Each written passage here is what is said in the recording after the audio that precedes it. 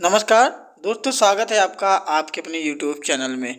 दोस्तों, DElEd first semester के ये विज्ञान शिक्षण का अति लघुत्तरीय प्रश्न है।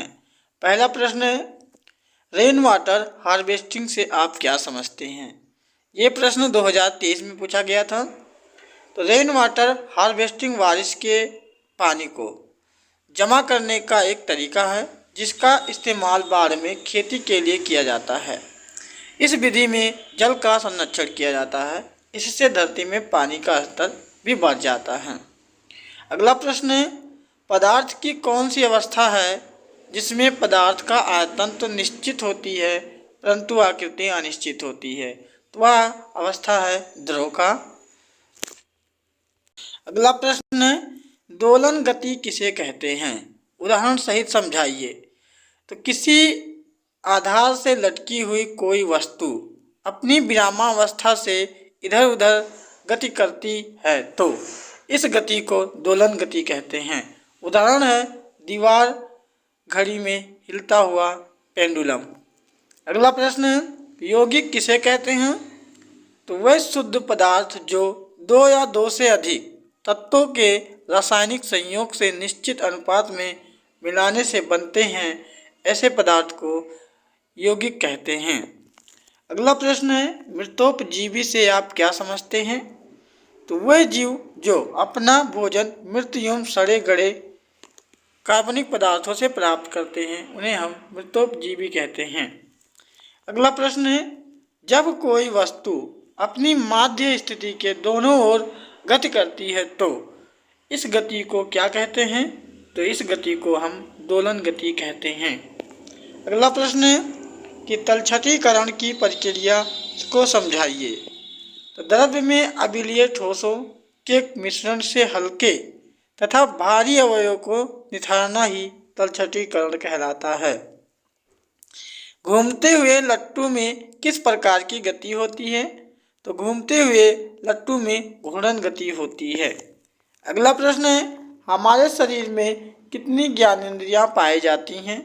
तो हमारे शरीर में कुल 5 इंद्रियां पाई जाती हैं: आँख, नाक, कान तथा जीभ और त्वचा। अगला प्रश्न है, सजीव एवं निर्जीव के बीच की कड़ी किसे कहते हैं? तो सजीव एवं निर्जीव के बीच की कड़ी वायरस यानी कि विषाणु होता है। अगला प्रश्न, पुष्प के नर अंग का नाम क्या है? तो पुष्प के नर अंग का नाम है पुंकेसर। अगला प्रश्न है, ठोस पदार्थों की आकृति एवं आयतन कैसे होती है? तो ठोस पदार्थों की आकृति एवं आयतन दोनों निश्चित होते हैं। अगला प्रश्न है कि पत्तियों का रंग हरा क्यों होता है? तो पत्तियों का जो रंग होता है ये क्लोरोफिल के कारण हरा होता है। अगला प्रश्न है, प्रकाश संश्लेषण के 5 प्रमुख उत्पाद कौन से हैं? तो पहला है ग्लूकोज, दूसरा ऑक्सीजन। अगला प्रश्न है कि पौधे के कितने भाग हैं, उनके नाम बताइए।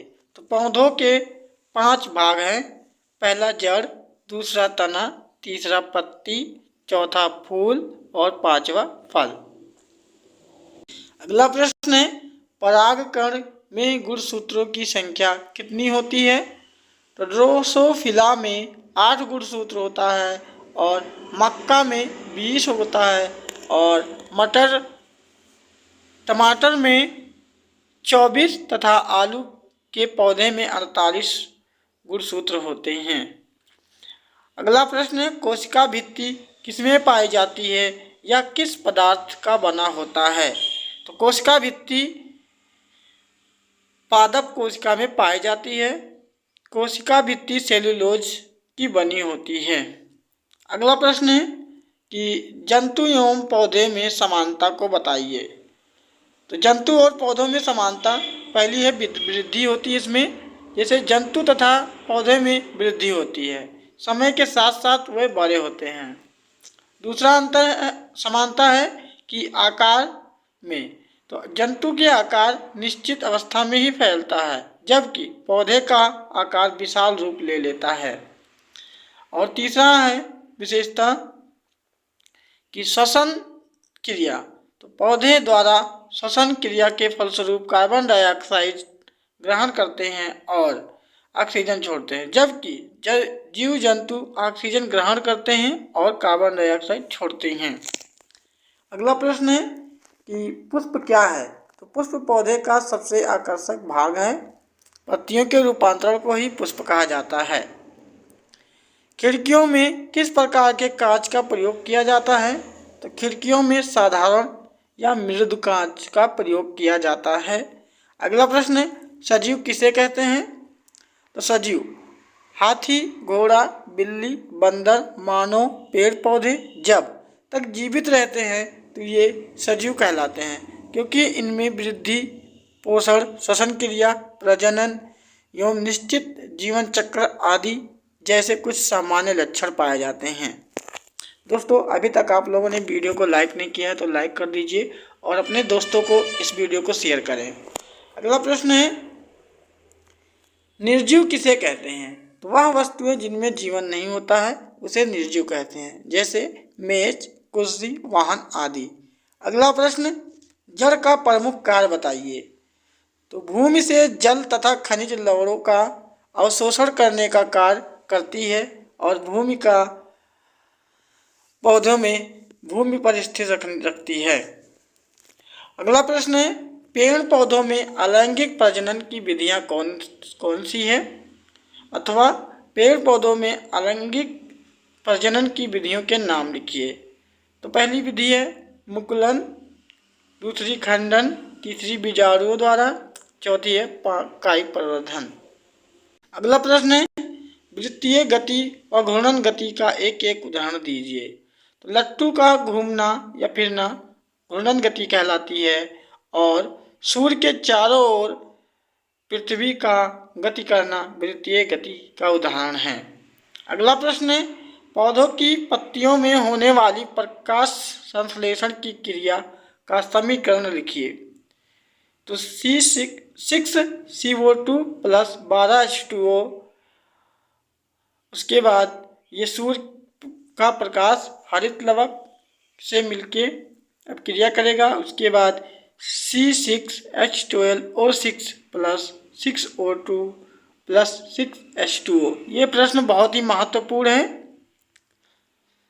अगला प्रश्न है कि 4 सेंटीमीटर की त्रिज्या वृत्तीय पथ पर एक कण आधा चक्कर लगाता है तो इस दशा में कण द्वारा तय की गई दूरी तथा विस्थापन को ज्ञात कीजिए। ये प्रश्न 2022 में पूछा गया था।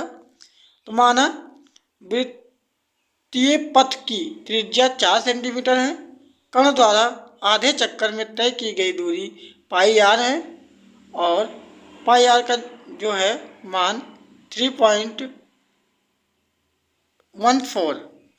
और जो वृत्तीय पथ की त्रिज्या है वो 4 सेंटीमीटर है।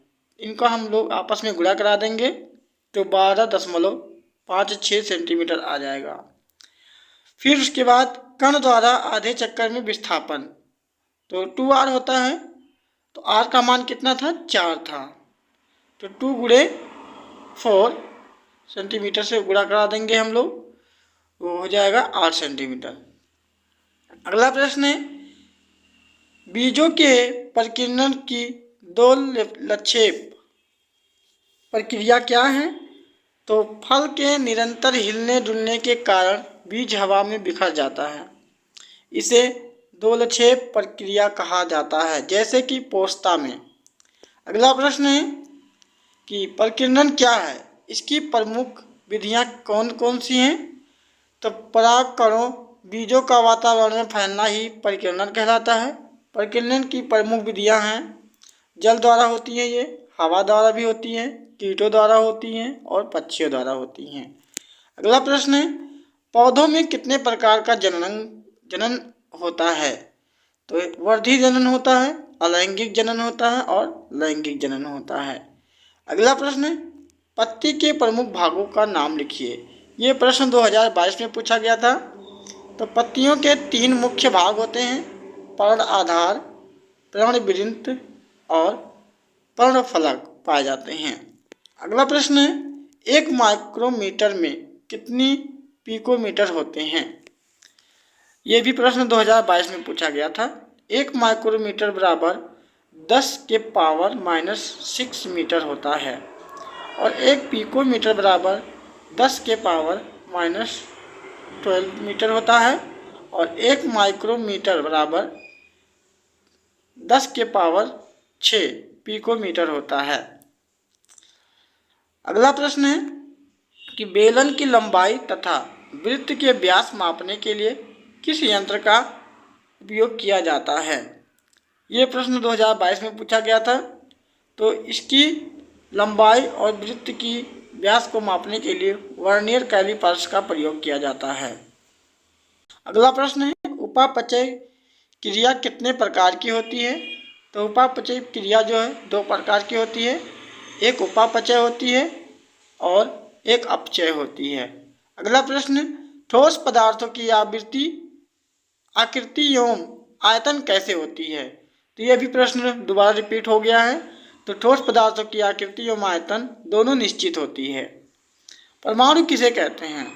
तो परमाणु तत्व का वह छोटा से छोटा भाग है जो किसी भी रासायनिक अभिक्रिया में भाग ले सकता है, परंतु यह स्वतंत्र अवस्था में नहीं रह सकता। अगला प्रश्न है चौड़ी, मोटी तथा कटीली संरचना वाले मृदुभिदी पौधे का एक नाम लिखिए। तो पौधे का नाम है नागफनी। अगला प्रश्न है कि घर्षण बल को कम करने के उपाय बताइए। तो मशीनों के कल पुर्जों को घिसने एवं टूटने से बचाने हेतु उनके संपर्क तलों के मध्य स्नेहक तेल या ग्रीस लगाकर उनके घर्षण बल को कम किया जा सकता है। अगला प्रश्न है पुष्प के मादा अंग का नाम क्या है? तो पुष्प के मादा अंग का नाम है जायांग। और अगला प्रश्न सजीव का एक लक्षण लिखिए। तो सजीव में ये सभी प्रकार की क्रियाएं होती हैं। सजीव श्वसन करते हैं, पोषण करते हैं और उत्सर्जन करते हैं। अगला प्रश्न है शाकाहारी तथा मांसाहारी के 2 जंतुओं के नाम लिखिए। तो शाकाहारी में बकरी और खरगोश हैं और मांसाहारी में शेर, चीता आते हैं। अगला प्रश्न है पदार्थ की कितनी भौतिक अवस्थाएं होती हैं?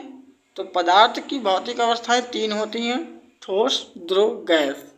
अगला प्रश्न है समय का मात्रक क्या है? तो समय का मात्रक सेकंड होता है।